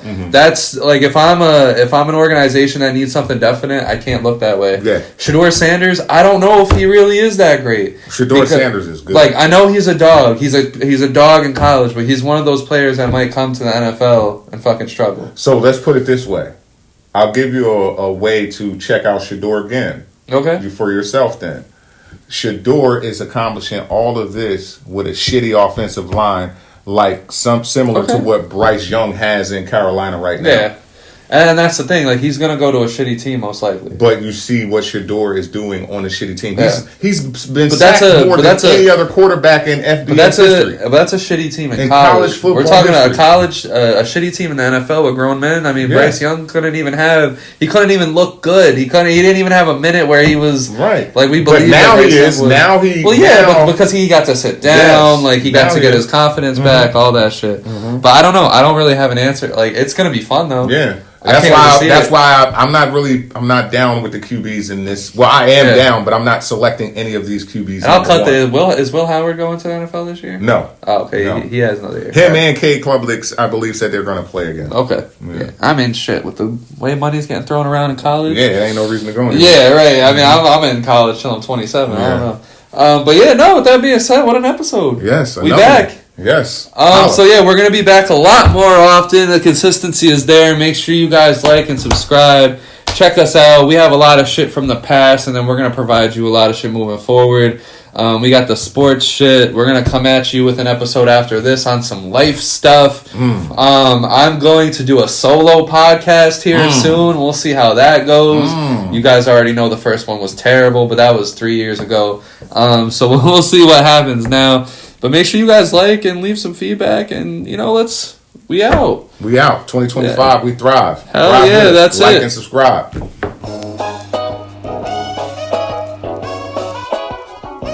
All right, fair enough. Fair enough. All right, so I brought this topic up to you before, and I think you're finally ready. I think you're ready to go. I want you to go ahead and kick it off. Yep. So we're gonna debate who's the third best basketball player of all time. Yeah. Because obviously, and Kem's list is a little different, but to most people, LeBron and MJ are 1 and 2. Okay. I think if you want to actually have, I ain't most people. I know. Hey, Kem doesn't have that way, but most of you guys watching have LeBron, like me, LeBron and MJ 1, 2, however it falls. But I think the real debate got to be number 3. So let's say hypothetically, if you had LeBron and MJ 1 and 2, which you don't, right? But let's say hypothetically those are 1 and 2. Who's your third? So you said you wanted me to start. Listen, Kareem is great. Okay. I was going back and forth in my head between Kareem, Kobe, and Magic. 3 Lakers. Okay. I love that. You see the hat and you see the latest chip. By the way, look at this hat right here. Yeah. Look at it. Get that in there. Yeah, you see 2009 finals. Yep. Fresh cut by Ken. Yeah. Literally. Yes. You know what I mean? Lakers for life. But I want to hear this. Come on, let me let you go. Go ahead. I'm going with Kobe. Okay. And I get that we all get wrapped around in the nostalgia with him passing away. Yes. Recently, or in 2020. Rest in peace, Mama. Starting not to be too recent anymore. But the point that I want to make is everything that he had overcome early on, right? You know, being as young as he was. Then he got into all the stuff with Shaq. Those 3 rings that they won, I don't even want to look at that. I want to look at how he rebounded after that whole situation. And I know there was a lot of rumors going on, and if he would leave LA, he wouldn't leave LA. Right. But he was stuck with some poor-ass players for a while in LA. And in fact, he turned a lot of those poor-ass players into 2 chips. And you guys could say what you want about the players that he played with. You could see when most of them left, how they ended up after that. Yeah. I think he got the most out of a very tough team, both those chips. Right. Which gives him 5 chips, which is a lot of chips. I think 1 MVP, but he should have had more MVPs. Okay. Fuck Steve Nash. He should have had more MVPs. A lot of you guys agree with me. And I just really, really think that Kobe's the 3rd best player of all time. Everything that he represented, everything that they say about him, all the players that have played with him, played against him, all the stories that they have to say, you know, how locked in he was. I think he is basketball. And I think if the trade for Chris Paul goes through, I think we're talking about him maybe as number 1. Because we're talking about maybe 1 or 2 more chips. I think LeBron wouldn't have been a question to this point. Without a question. I think it would have. I think the argument would have been Jordan and Kobe. Because let's say Kobe has 6 chips now, 7 chips. Right. Where does that put him in your head? Right. Right. Everything that he overcame, I think scoring 60 on his final NBA game. Yeah. His whole career was just poetic. It was art. And, you know, Kareem also has all these accolades. Yep. But don't forget where 5 of his rings come from. Yep. But, with that being said, I got Kobe Bryant, and I open the floor to you, sir. You already know, man. Thank you for taking the Laker legend, Kobe Mamba Bryant. But listen, number 3, I am going with Kareem Abdul-Jabbar. Straight like that. You seen me over here. Yeah, because that's a long list. Yeah, without a career accolades, man, is out of this world. The one thing I'm not even going to do any of that. So in a time where everybody loves Steph Curry, I'm going to be the old dude in the room for changing the way that the game is played. Go back and look at Kareem Abdul-Jabbar. Without a 3-point line. Without a 3-point line, and had an unstoppable shot, which was the sky hook, okay? Yeah. Now, regardless of how much you're able to utilize that shot, it was an unstoppable shot for a dominant center who was the focal point of offenses and defenses in the NBA pre-date this NBA right now, okay? Pre this NBA that we have now, which is everything was always predicated on the perimeter. You got to space the floor in order to get the ball inside anyway, but it was more about dumping it into the big man. You know what I mean? So with that being said, come on, man, without a question, just LeBron in year 20 just, you know what I mean, overtook his record. You understand what I'm saying? But come on, man. Was salty about that one. Yes, 19-time All-Star. Come on, man. It's just no thing you can't say about that. 6 titles. 6 MVPs, 2 Finals MVPs. Come on, man. 10-time All-Star, 5-time NBA second team, 5-time NBA All-Defensive Team, 6-time Come on, man. Yeah. All-Defensive second team. And for me, it's also about a time when he stood up in face of shit, man. I got to think about all that shit, man. All that stuff. And that's why I said Kobe, because I got to think about all the other shit too. So I love that. So you know what I mean? Kobe is my number. I think Kobe, and I'll go ahead and argue. I mean, I don't know how far I'm going to go with this argument, but because it's hard to argue all the accolades. Because you consider Kareem, he won championships in college, he won championships in the NBA. Yes. He's forever, you know, Kareem. He was like. People were arguing him or MJ before LeBron was even a thing. Yes. But when it comes to Kobe, I gotta think about all the impact that he's made off the court. How everyone I think more people would want to have been like Kobe than they would have wanted to been Kareem. For sure. And I get it. Kareem is the simple sky shot. Sure. No 3-point line. Even when there was a 3-point line, he didn't even fucking bother, you know, really shooting a 3. For sure. And then I just think like. And this is gonna be a wild argument, but because like I wasn't around in his era, I know you were, right? At the end, I became a Laker fan as a kid that was a preteen. So all I was able to see was him really only using the sky hook with no other move, just like you know what I mean. And then even to me, that would be so annoying if he was like in your high school and he's just. And that's the thing that what I liked about it, even though I was never that big, you know what I mean. It was something to admire because it was like even as he got older, as I was able to see him, I had to go back just like we have to go back now. And that's the thing, like, and I can see that's why I'm not saying you're totally wrong with the Kareem take. I just think like everything that you just explained about Kareem was with me, but me. I spent too much time hating Kobe Bryant when I was growing up and watching him play. Because it's just like that motherfucker, no matter what, if he's on the court, there's a chance to win that game. There's a chance he's going to like lock in to Mamba mode and he's going to fucking take over. And I just...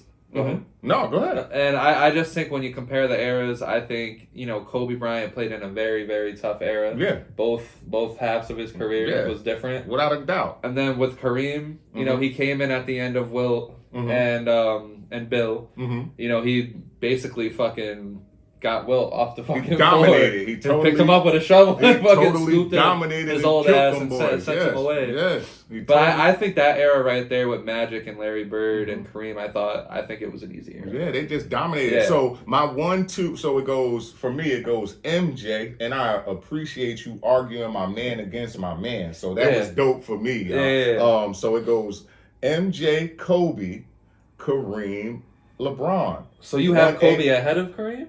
Yes. I have MJ, Kobe, LeBron / Kareem at 3. Yeah, 1A, 1B. Yeah. Yeah. So then who do you have at 5? So then we're going down now. All right. So now just one person at 5 after those 4. Because if my list is I have MJ and LeBron as 1A, 1B. Okay. Reason why is because I think it's just hard to make an argument for either these days because like MJ did so much in a short amount of time, but LeBron's longevity is absolutely different and insane. But I also don't feel like LeBron achieved as much. And even if he, excuse me, wow, even if he does achieve it, it'll have happened over so many games that it's like it'll still be incomparable. Yeah, you gotta go through too much tape. But it's like it's like you look one way to MJ and you look at all the accolades, you look at how he was, but then you look at LeBron and everything he stood for the NBA and his longevity and everything. So I think 1A, 1B. Number 3, I got of course Kobe. Number 4, I got Kareem. Number 5, I got Steph. Okay. And that could be the young, like, I'm 26. So we got a lot to talk about, but we're going to speed through it. But Steph going to come up a little bit later. Yeah, but who do you have as 5? Because I only got Steph because if everyone's going to call him the best shooter of all time, he has to be in the top 5. Yeah. Because that's what basketball is, shooting the damn fucking basketball. You know what I mean? And if he's the best at it, he's got to be up there. All right, man. So if I go 5, man, I'm going to have to say... And then 6, I have Magic. If anyone so thinks that's the Magic. bad part. Like I'm going in 4. I'm going with 5. That's why Magic and Isaiah I got in there. You understand what I'm saying? Isaiah Thomas? Absolutely. As a top 5 player of all time? Yes. Yes. So I am going to go with. I'm gonna have to go with Magic at 5. Yo, bro, listen, man. I'm trying to tell y'all, man. Steph is. You don't know where Steph is on my list. We ain't all go all through there yet. All right. So that's for a later date. Y'all don't get everything. As a later date, we're gonna visit this. You know, in a couple moments. Well, actually, let's start getting into that.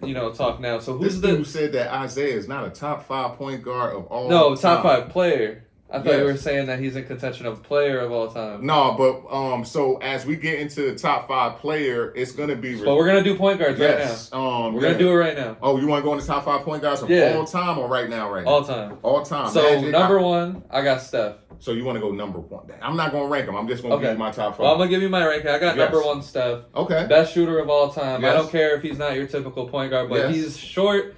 He's listed as a point guard. I think he's the best point guard of all time. Number 2, obviously Magic.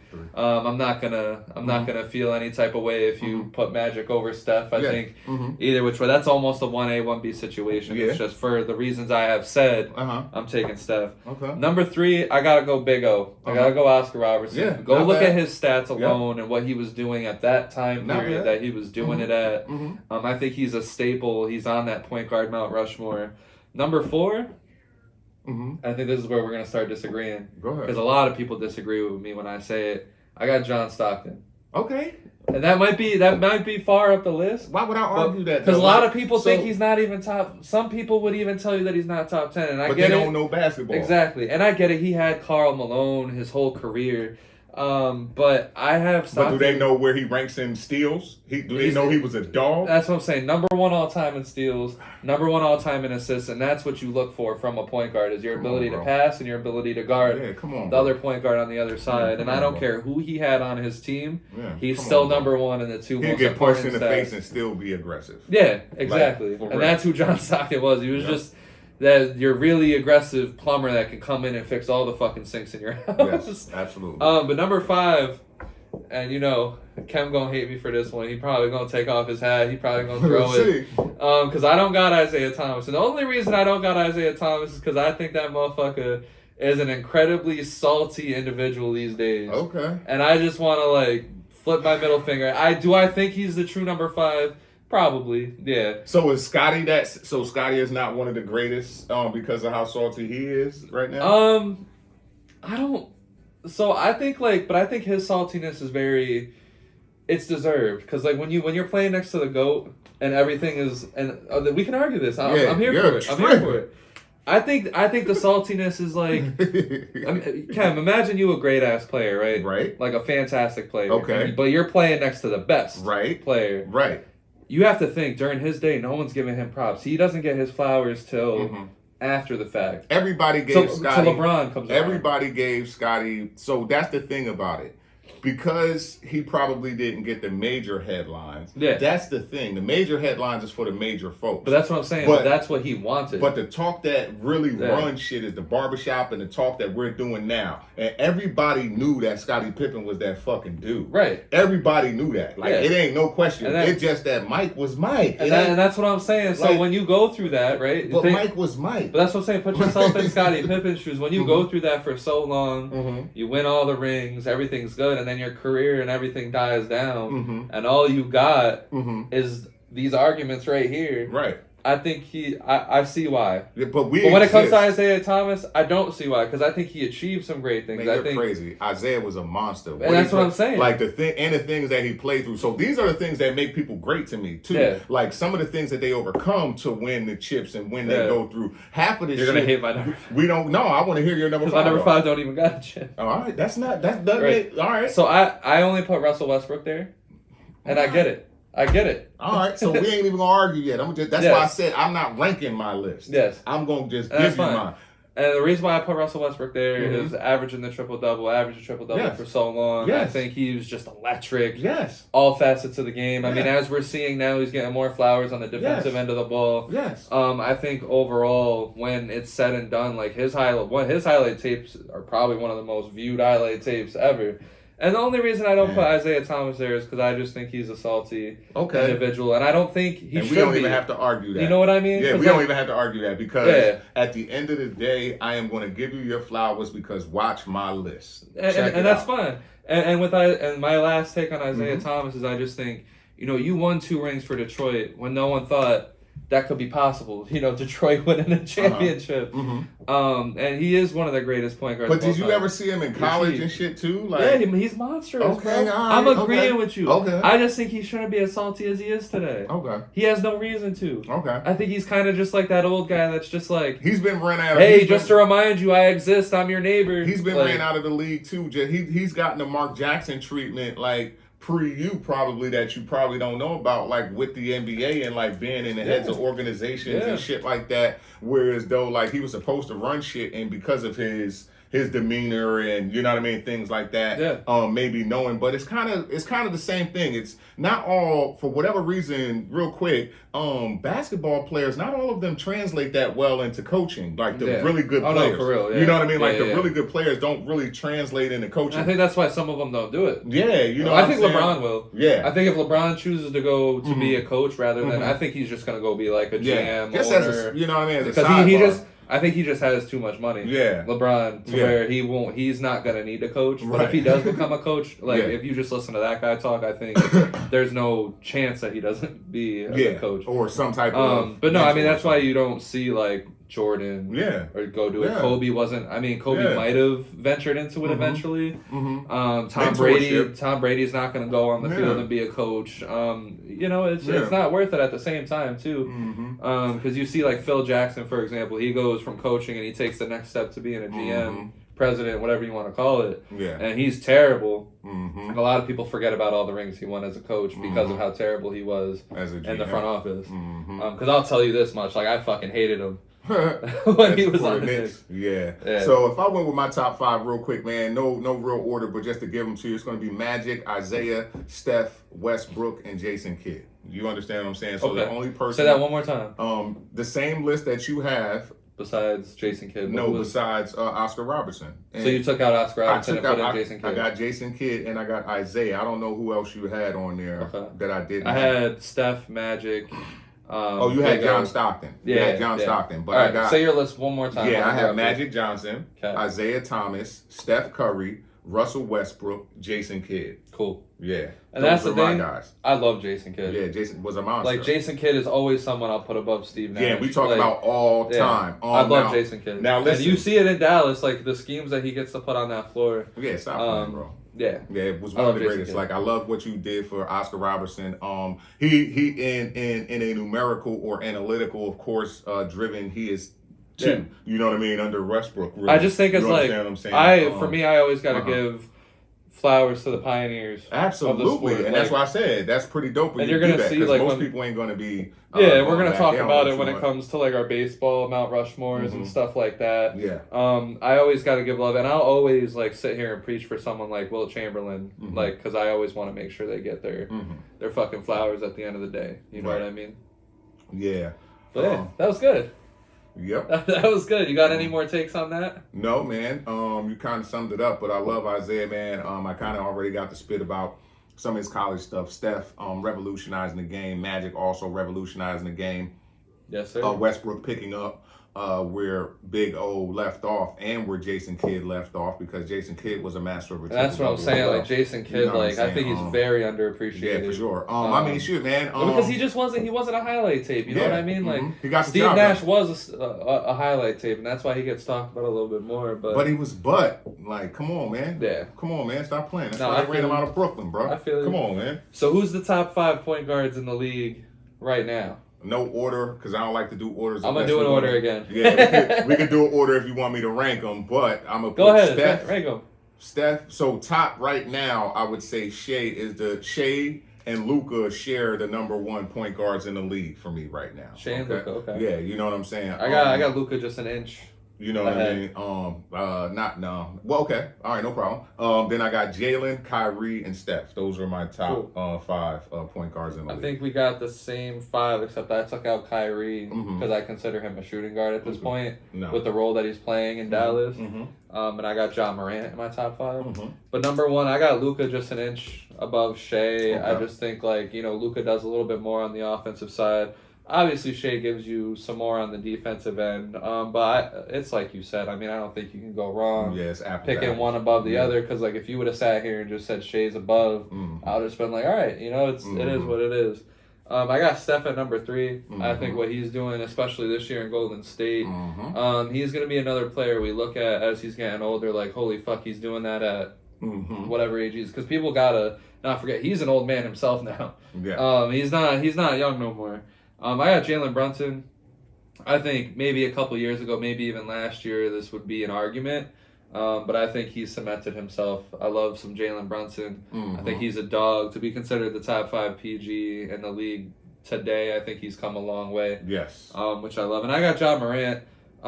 Again, I'm mesmerized at who Ja Morant is becoming as a basketball player. So I think he's a top 5. I think he's growing into his game, and that's what I got for you. I have no problem with that.